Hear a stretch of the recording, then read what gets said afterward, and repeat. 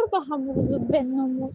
نوا که آدمی بد شدم، نوا که آدمی فاز شدم. همی قد دفعه شما واره اخلاق ما فاز شدم. من نبودم فاز شدم. بمبر به هم روزت بناموزی خدا زده.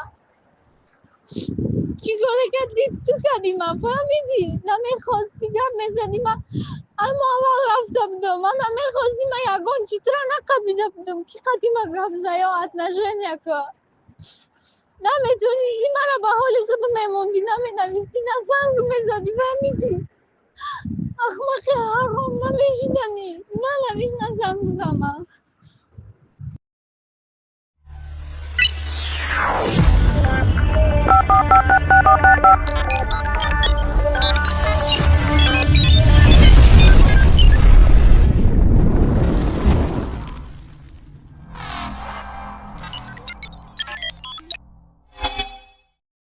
بر همه السلام علیکم.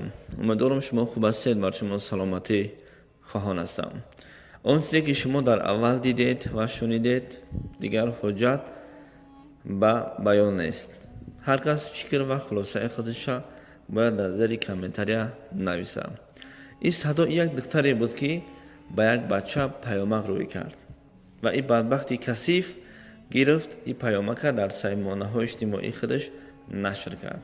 یعنی که به عزت نفسی دخترها رسید گویا که بچه ها در اینجا شر هستند و دخترها محتاج ایو هستند.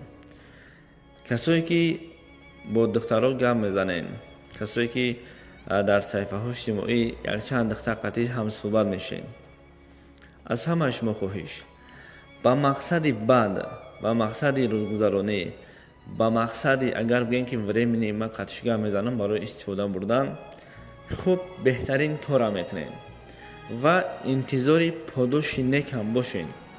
برای که دنیا گردش چرخی فلک است، دنیا چرخی گردون است. البته روز نه روز وقت ساعتش میرسه شما همین روزی که با یک دختر روا دیدین از دختری ختان میبینین. این کار بدترین، بدبختترین، کثیفترین و نامردترین مردی روی دنیا میکنن. همین آدمایی که همین کار میکنن به همین کار دست میزنن باور کنین نامرد هستن. یکی خشونه با مرد میحسابن. این کاری مردکی نیست که تو بیچاره دختر سال با عزت نفسش برسی با تیمولی همین خیلی ثبت شد در اینستاگرام و در تیک تاک در دیگر جا نشرش کنی. ای وای انتظاری روز انتظاری اشکی چشم دختر چکی ای دست یک ناخلافی دیگر به همین خیلی احوال میافته. این درد فقط همین انسان هایی میفهمن که درد کشیدن. برادرایی که شما به همین خیلی کارو دست میزنین خیلی که در اول گفتم انتظاری جواب شوین که به شما نیز برمیگرده.